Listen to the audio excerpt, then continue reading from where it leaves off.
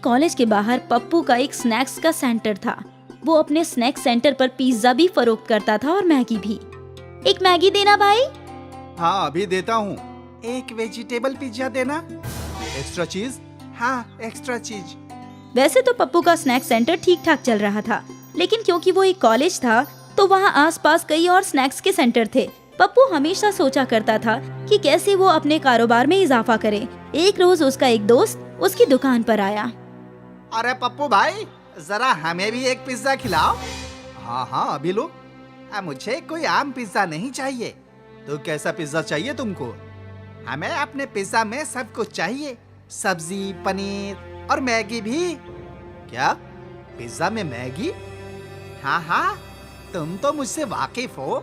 मुझे मैगी भी खाना है और पिज्जा भी खाना है। लेकिन पिज्जा पर मैगी कैसा लगेगा? बहुत अच्छा लगेगा, तुम बनाकर तो देखो। विक्रम की बात सुनकर पप्पू ने पिज्जा मैगी बनाना शुरू किया। उसने पिज्जा के बेस के ऊपर मैगी डाली और उस पर ढेर सारी टॉपिंग्स और चीज डाला। अब ये हुई ना बात।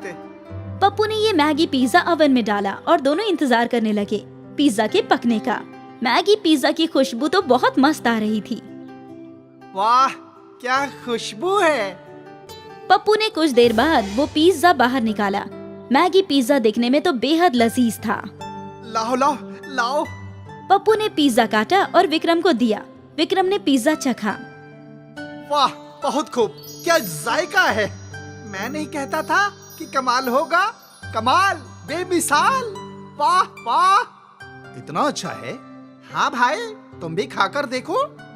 पप्पू ने भी अपना बनाया हुआ मैगी पिज्जा खाया और उसे भी वो बेहद पसंद आया।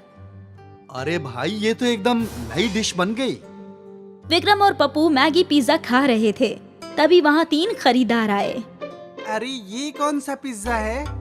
Maggi pizza. Maggi pizza? हमें भी एक मैगी पिज्जा देना। पप्पू ने एक और मैगी पिज्जा बनाने के लिए रख दिया। जब वो बना रहा था तब कुछ और खरीदार आए। उन्होंने भी मैगी पिज्जा की फरमाइश दी। पप्पू एक के बाद एक मैगी पिज्जा बनाने लगा। वो पिज्जा बनाता और ओवन में डालता और फिर काट कर खरीदारों को दिया करता। ये तो मस्त है। मजा आ गया। पप्पू भैया बेहद लजीज है। शुक्रिया। अरे पप्पू भाई, तरकीब तो मेरी थी ना? हाँ हाँ भाई, तुम्हारी ही तरकीब थी। शुक्रिया मेरे दोस्त। पप्पू ने विक्रम को गले लगाया। उस रोज से पप्पू का मैगी पिज्जा काफी फरोख्त होने लगा। अब पप्पू खुश था। एक मैगी पिज्जा। एक मैगी पिज्जा। मैगी पिज्जा के लिए पप्पू के स्नैक सेंटर पर हुजूम लगा रहता था। कुछ रोज बाद पप्पू ने इतने पैसे कमा लिए कि उसने पिज्जा सेंटर को बड़ा बना दिया। वाह भाई, इतना बड़ा पिज्जा पार्लर। हाँ भाई, ये तुम्हारी वजह से हुआ है। उस रोज तुम्हारे मैगी पिज्जा की तरकीब ने तो कमाल ही कर दिया। शुक्रिया। अरे कोई बात नहीं भाई, लेकिन मुझे हमेशा मुफ्त में पिज्जा खिलाना होगा। हाँ हाँ, तुम फिक्र मत करो। पप्पू का बड़ा पिज्जा पार्लर खुल गया। अब खरीदार अंदर बैठकर खाते थे। सब कुछ दुरुस्त था। लेकिन पप्पू के बगल में एक स्टॉल था विनोद का। विनोद सालों से फ्रैंकी और पिज्जा फरोख्त कर रहा था। ये कल का लौंडा हमारे पीछे आया, इसने इतना बड़ा पिज्जा पार्लर डाल दिया। बस, उसके मैगी पिज्जा की तरकीब जम गई। हाँ, लेकिन उस मैगी पिज्जा में ऐसा क्या है? कुछ खास तो नहीं है। तो हम भी बनाते हैं मैगी पिज्जा और उसे कम दाम में फरोख्त करेंगे। ये हुई ना बात बॉस। हाँ, अब मजा आएगा।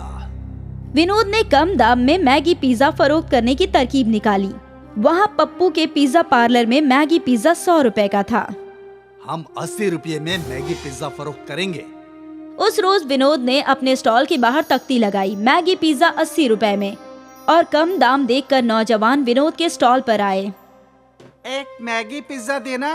मुझे भी मैगी पिज्जा देना। अब सारे नौजवान मैगी पिज्जा खाने विनोद के स्टॉल पर जाने लगे। ये हुई ना बात छोटू, अब हम पूरा बाजार खा जाएंगे। पप्पू के स्नैक शॉप पे आहिस्ते आहिस्ते खरीदार कम आने लगे और अब पप्पू को फिक्र होने लगी कि वो क्या करे। मैं भी दाम कम करके देखता हूँ। उसी रोज पप्पू ने भी नई तख्ती लगाई, मैगी पिज्जा 70 रुपए। विनोद ने पप्पू की तख्ती देखी। 70 रुपये? अब देख। विनोद ने 50 रुपए का दाम लगा दिया और एक मर्तबा फिर खरीदार विनोद के ठेले पर जाने लगे। अब पप्पू परेशान हो गया। 50 रुपये से कम दाम कैसे रखूं? मेरा नुकसान हो जाएगा। पप्पू सोच ही रहा था कि तभी तेज हवा बहने लगी। हवा ने शक्ल अख्तियार किया एक देवी का। पप्पू, मैं तुम्हारी कुल देवी हूँ। मैं यहाँ तुम्हारी मदद करने आई हूँ। आज से तुम जो भी मैगी पिज्जा बनाओगे वो बहुत बड़ा बन जाएगा। उससे तुम्हारा अच्छा खासा मुनाफा होगा। इस मुनाफे का एक हिस्सा तुम गरीबों में दान करना। तुम्हारा कल्याण हो। पप्पू की कुलदेवी ने उसके पिज्जा अवन पर कुछ जादू किया और वो गायब हो गई। पप्पू को कुछ समझ नहीं आ रहा था कि ये क्या हुआ। कुछ देर बाद उसके पार्लर में एक खरीदार आई। भैया, एक मैगी पिज्जा देना। पप्पू ने हमेशा की तरह मैगी पिज्जा बनाया और अवन में डाल दिया। अवन में डालते ही पिज्जा का साइज बढ़ने लगा। वो पिज्जा अवन के जितना बड़ा हो गया। पप्पू और वो लड़की दोनों हक्के बक्के रह गए। ये क्या जादुई है? जादुई मैगी पिज्जा। पप्पू ने वो बड़ा सा पिज्जा बाहर निकाला और उसके 2 टुकड़े किए। मुझे तो सिर्फ एक ही टुकड़ा चाहिए। फिर पप्पू ने एक एक करके सारे टुकड़े अलग अलग खरीदारों को फरोख्त कर दिए। पप्पू की जादुई पिज्जा की बात आग की मानिंद फैल गई और फिर खरीदारों की भीड़ लग गई। एक पिज्जा का स्लाइस कितने का? 30 रुपये का। पप्पू एक पिज्जा के 6 स्लाइस करके अच्छा खासा कमाने लगा। रात को उसे कुलदेवी की बात याद आई। इसकी कमाई का एक हिस्सा मुझे ज़कात में देना है। तो पप्पू ने एक हिस्सा अलग किया और वो पैसे लेकर वो मंदिर के पास गया। उस पैसों से उसने खाना खरीदा और गरीबों को खिलाया। ऊपर वाला तुम्हें बरकत दे बेटा। और इसी तरह ये नेकी का सिलसिला चलता रहा। पप्पू जादुई मैगी पिज्जा फरोख्त कर अच्छे पैसे कमाता और उसमें से एक हिस्सा गरीबों को ज़कात में देता। और वहाँ विनोद अपने बाल नोचता रह गया। उसे समझ ही नहीं आ रहा था कि पप्पू का पिज्जा खुद ब खुद बड़ा कैसे हो जाता है। जादू की बरकत पप्पू को हासिल हुई क्योंकि वो नेक था और उसके जरिए नेकी आगे बढ़ सकती थी। पूजा और राजू की शादी हुई थी। राजू अपने बड़े भाई के साथ रहता था। पूजा की जेठानी का नाम निशा था। निशा को अपने बड़े होने पर बहुत घमंड था। वो पूजा से आए दिन काम करवाते रहती थी। पूजा सीधी सादी लड़की थी। वो अपनी जेठानी को ही सास समझकर उसकी हर बात माना करती थी। पूजा, मैं मंदिर जा रही हूँ। घर का सारा काम कर लेना और जब मैं आऊँ तो घर में कोई काम छूटा नहीं होना चाहिए। दीदी, आप बेफिक्र होकर मंदिर जाइए। मैं यहाँ का सारा काम संभाल लूंगी। पता है कैसे संभाल लेगी? मंदिर से आकर मुझे ही सारे काम करने पड़ेंगे। उल्टा सीधा काम करके रख देती है बस। पूजा को निशा बहुत कुछ कह देती थी, लेकिन निशा कभी भी उसे पलटकर जवाब नहीं देती थी। और जब खाना परोसने का वक्त होता तब निशा ही खाना परोसती थी। ये क्या कर रही हो? दीदी, इनके लिए खाना लगा रही हूँ। जा, तू देवर जी का मुंह हाथ धुला। खाना मैं लगाती हूँ। पूजा राजू के मुंह हाथ धुलवाने के लिए चली जाती है। अरे, साबुन तो रसोई में ही रह गया। मैं अभी लेकर आती हूँ। जल्दी लेकर आना, भूख बहुत तेज लग रही है। मेरे हाथ में बहुत गंदगी है, मुझे इसे अच्छे से धोना होगा। पूजा जब रसोई में जाती है तो उसकी नजर निशा रात की बची हुई रोटी और सब्जी राजू की थाली में लगा रही होती है। वो चाह कर भी कुछ नहीं कर पाती और साबुन लेकर वहाँ से चली जाती है। अरे क्या हुआ? तुम इतनी खोई खोई सी क्यों दिख रही हो? साबुन लेने गई थी तो वहाँ पर तुमने कुछ देख लिया क्या? कुछ नहीं, आप अंदर चलिए। पूजा राजू को अंदर ले जाती है। थोड़ी देर में निशा राजू के लिए खाना लेकर आती है। पूजा बेमन से उस थाली को पकड़ लेती है और राजू के सामने रख लेती है। जैसे ही राजू एक निवाला तोड़ता है तो पूजा उसके सामने से थाली हटा लेती है और राजू को सारी सच्चाई बताती है। मुझे तो अपने कानों पर यकीन ही नहीं हो रहा है कि भाभी मेरे साथ ऐसा कर सकती है। ये सब आपके काम न करने का नतीजा है। आप कोई काम नहीं करते हैं ना, इसलिए सब आपको इस घर में बोझ समझते हैं। आपको अपना कोई काम करना चाहिए। सच में पूजा, आजकल इंसान की अहमियत नहीं है, बस पैसों की अहमियत है। मैं आज से ही किसी काम की तलाश में निकलता हूँ। राजू काम की खोज में निकल जाता है पर उसे कोई काम नहीं मिलता। जब वो थक हार कर घर आता है तो पूजा उससे कहती है, एक बार आपने पिज्जा बनाया था तो वो बेहद लाजवाब था। क्यों ना आप पिज्जा बनाने की दुकान खोल लें? आजकल लोगों को पिज्जा बेहद पसंद है। आपका काम बहुत चलेगा। वो सब तो ठीक है, मगर मेरे पास तो पिज़्ज़ा बनाने की कोई मशीन नहीं है और वो बहुत महंगी आती है। मेरे पास इतने पैसे भी नहीं है कि मैं वो खरीद सकूं। मेरे मायके में एक पिज्जा बनाने की मशीन बेकार पड़ी है, क्यों ना मैं उसे ले आऊं और आप उससे काम करना शुरू कर दें। पूजा अपने घर से वो मशीन तो ले आती है, लेकिन राजू का बनाया हुआ पिज्जा मार्केट में इतना नहीं बिकता, क्योंकि पिज्जा की और भी दुकानें होती हैं। वो परेशान होकर जब घर की ओर जा रहा था, तब उसे किसी का एक्सीडेंट होता हुआ नजर आता है। अरे ये गाड़ी तो इस भेलपुरी वाले को उड़ा देगी, इतनी तेज रफ्तार से उसकी तरफ जा रही है। राजू उस गाड़ी से पहले पहुंचकर उस भेलपुरी वाले को बचा लेता है। तुमने मेरी जान बचाकर मेरे ऊपर बहुत बड़ा एहसान किया है। अगर तुम्हें कुछ हो जाता तो? वैसे भी मेरे परिवार को कौन सा मेरी जान की पड़ी है। अगर कुछ हो भी जाता ना तो इससे कोई फर्क नहीं पड़ता। तुम इतने परेशान क्यों हो? तुम्हारे चेहरे पर तो बहुत मायूसी छाई है। रवि के बार बार पूछने पर रवि सारी कहानी बता देता है और रवि उसे एक पोटली देता है। ये क्या है? मेरे पास कुछ और तो नहीं है। मैं भी तुम्हारी तरह ही एक आम इंसान हूँ, मगर तुम ये भेलपुरी ले जाओ और अपने पिज्जा पर डाल देना। पिज्जा में भेलपुरी कौन डालता है भला? जैसा कह रहा हूँ वैसा करके देखना। राजू वो पोटली ले जाता है और अगले दिन भेलपुरी को पिज्जा के ऊपर डाल देता है। पिज्जा की खुशबू इतनी अच्छी होती है कि दुकान पर बहुत से लोग आने लगते हैं और सब उससे भेलपुरी वाले पिज्जा की डिमांड करते हैं। आज तक हमने बहुत तरह के पिज्जा खाए थे, मगर ये भेलपुरी वाला पिज्जा तो हम पहली बार खा रहे हैं। इस भेलपुरी वाले पिज्जा की तो बात ही अलग है। इसके आगे तो बाकी के पिज्जा फेल। और मेरे लिए 3 पिज्जा पैक कर देना। रवि की दी हुई भेलपुरी से बना पिज्जा अपने ही आप में बढ़ते जाता है। उसने एक पिज्जा पर भेलपुरी लगाई थी, उसी से अनेक पिज्जा बनते जा रहे थे। ये तो सचमुच एक करिश्माई भेलपुरी पिज्जा है। मैं तो मजाक समझ रहा था कि रवि ने मुझे भला क्या दे दिया। अब तो हर कोई इस भेलपुरी पिज्जा का दीवाना हो चुका है और मेरा कारोबार भी बेहतरीन चल रहा है। राजू अब हर रोज अमीर होता जा रहा था। एक बार जब राजू और पूजा बात कर रहे थे तो निशा उनकी बात सुन लेती है। पूजा, अगर तुम सही वक्त पर मुझे काम करने के लिए नहीं भेजती और वो करिश्माई भेलपुरी मुझे नहीं मिलती तो आज हम यहाँ पर नहीं होते। हर औरत की यही इच्छा होती है कि उसका शौहर अपने पैरों पर खड़ा हो, किसी के आगे हाथ ना फैलाए। तो मैंने भी यही किया। अच्छा, तो ये बात है। इनके पास जादुई भेलपुरी पिज्जा है जिसकी वजह से ये इतना अमीर होते जा रहा है। मुझे वो भेलपुरी चुरानी होगी। मैं इन्हें अमीर होते हुए नहीं देख सकती। जब राजू और पूजा सो जाते हैं तो रात के अंधेरे में निशा वो जादुई भेलपुरी पिज्जा चुराने के लिए उनके घर आ जाती है और उस पिज्जा को ढूंढ लेती है। अब इन्हें तबाह होने से कोई नहीं रोक सकता। अब ये जादुई भेलपुरी पिज्जा मेरे हाथ लग गया है। वो जादुई भेलपुरी पिज्जा को जैसे ही हाथ लगाती है तो वो एक विशाल रूप धारण कर लेता है और निशा से लिपट जाता है और उसे कसता चला जाता है। अरे मेरा दम घुट रहा है। मुझे माफ कर दो, मैं तुम्हें हाथ तक नहीं लगाऊंगी। मैंने लालच में आकर तुम्हें पाना चाहा। मुझे माफ कर दो, मुझे माफ कर दो। निशा जैसे तैसे उस जादुई पिज्जा से जान छुड़ाकर वहाँ से भाग निकलती है। वहीं राजू और पूजा उस जादुई भेलपुरी पिज्जा की मदद से लोगों को फ्री में पिज्जा खिलाते हैं और लोगों की मदद करते हैं। वो बहुत से लोगों के लिए अस्पताल और यतीम खाना खोलते हैं।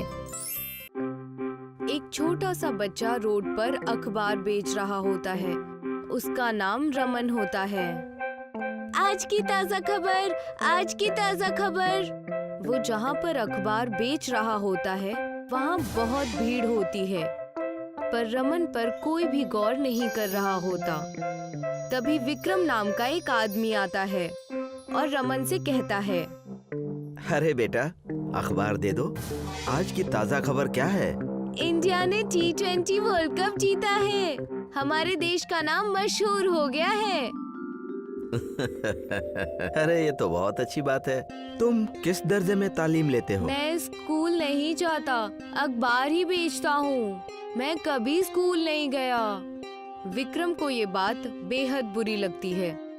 अरे मगर तुम्हारी उम्र तो तालीम लेने की है। कैसे माँ बाप है तुम्हारे जो तुम्हारे इतनी छोटी उम्र में तुमसे काम करवाते हैं? नहीं, उनकी कोई गलती नहीं है। वो तो इस दुनिया में है भी नहीं। अब्बा की तो मेरे जन्म से पहले ही मौत हो गई थी और मेरी अम्मी भी घर घर बर्तन धोने का काम करती है, जिससे घर चलाने में बहुत मुश्किल होती है। तुम्हारी अम्मा को पता है कि तुम इस तरह रोड पर अखबार बेचते हो? नहीं, उन्हें नहीं पता है। वो नहीं चाहती कि मैं काम करूं, पर मैं उनका इमायत बनना चाहता हूँ। वो बोल ही रहा होता है कि पुलिस आ जाती है और सभी रोड के बगल की दुकानों को तोड़ना शुरू कर देती है। इसी में रमन की दुकान भी टूट जाती है। अरे चलो चलो चलो, यहाँ से खाली करो, रास्ता साफ करो, चलो। विक्रम को ये सब देखकर बेहद बुरा लगता है। वो रमन को ढूंढने की कोशिश करने लगता है, पर पुलिस वाले बाकी सारे दुकानदारों के साथ साथ रमन को भी अपनी गाड़ी में बिठा लेते हैं और थाने ले जाते हैं। हे भगवान, उस छोटे से बच्चे को उठा कर ले गई पुलिस। वो अपनी माँ को बिना बताए अखबार बेचता था। अब मुझे उसकी मदद करनी चाहिए। विक्रम भी थाने पहुंच जाता है और पुलिस वाले से बात करता है। जनाब, आपने इन सब लोगों को क्यों पकड़ रखा है? ये तो बेचारे अपना कारोबार इत्मीनान से कर रहे थे। अरे ये लोग गैर कानूनी तरीके से दुकान लगाकर रोड पर बैठ जाते हैं। इनकी वजह से जाम लग जाता है। अरे हम भी इनकी पेट पर लात नहीं मारना चाहते, पर मजबूरी है, हमें ऊपर से ऑर्डर आया है। विक्रम पुलिस की बातें सुनता है और रमन की ओर देखता है और फिर वो पुलिस से कहता है, जनाब, मैं उस बच्चे की जमानत कराना चाहता हूँ। उसे आप छोड़ दीजिए प्लीज। उसकी माँ घर पर इंतजार कर रही होगी। चलो, आपकी बात ठीक है, यहाँ दस्तखत करके उसको ले जाइए, जाइए। विक्रम रमन को अपने साथ लेकर बाहर आ जाता है। तुझे भूख लगी है? अरे लगी ही होगी, चल चल तुझे मैं खाना खिलाता हूँ। विक्रम रमन को लेकर एक फूड प्लाजा में आता है। वो फूड प्लाजा विक्रम का ही होता है। वहाँ पिज्जा, बर्गर और मोमोज जैसे फास्ट फूड मिलते हैं। बेटा बता तू क्या खाएगा? अब पिज्जा खाएगा? नहीं, मेरे पास पैसे नहीं है। आपने मेरी जमानत कराई, वही आपका एहसान है। अरे ये फूड प्लाजा मेरा ही है, तुझे पैसे देने की जरूरत नहीं है। तुझे जो भी खाना हो तू अपनी मर्जी से खा ले। मैं तुझे अपना समझकर ही कह रहा हूँ। रमन को विक्रम एक पिज्जा दिलाता है। रमन उस पिज्जा का एक टुकड़ा खाता है और फिर रख देता है। विक्रम ये देखकर रमन से पूछता है, क्या बात है रमन, तुझे यहाँ पर अच्छा नहीं लगा क्या? तूने पहले ये कभी नहीं खाया होगा, है ना? रमन अपना सर हिलाता है, जिससे वो बताना चाह रहा होता है कि वाकई उसे वो लजीज नहीं लगा। मुझे घर जाना है। मेरी अम्मी ने भी मेरे लिए खाना बनाकर रखा होगा। वो इससे कहीं ज्यादा लजीज होता है। मैं वही खाऊंगा। आपकी मदद के लिए शुक्रिया। अरे बेटा, तुझे शुक्रिया कहने की जरूरत नहीं है। और आज से तू रास्ते पर अखबार नहीं बेचेगा। देख, तुझे कल से मेरे फूड प्लाजा पर आना है और मैं तुझे काम दूंगा। ठीक है, मैं कल आता हूँ। विक्रम भी अपने घर चला जाता है। फिर अगली सुबह वो बैठा सोच रहा होता है। वो बच्चा अपनी माँ का सहारा बनना चाहता था। हालात की वजह से वो वक्त से पहले ही बड़ा हो गया। उसका बचपन भी फिक्रमंदी में गुजर रहा है। ना जाने वो कितनी मुश्किलों का सामना कर रहा है। आज वो आएगा तो मैं उससे कहूँगा कि मैं उसे पढ़ाऊंगा। वो अब काम ना करे, उसे सिर्फ अच्छे से तालीम लेनी होगी। सुबह सुबह रमन विक्रम के फूड प्लाजा पर पहुंच जाता है। वो काम करने के लिए तैयार होता है।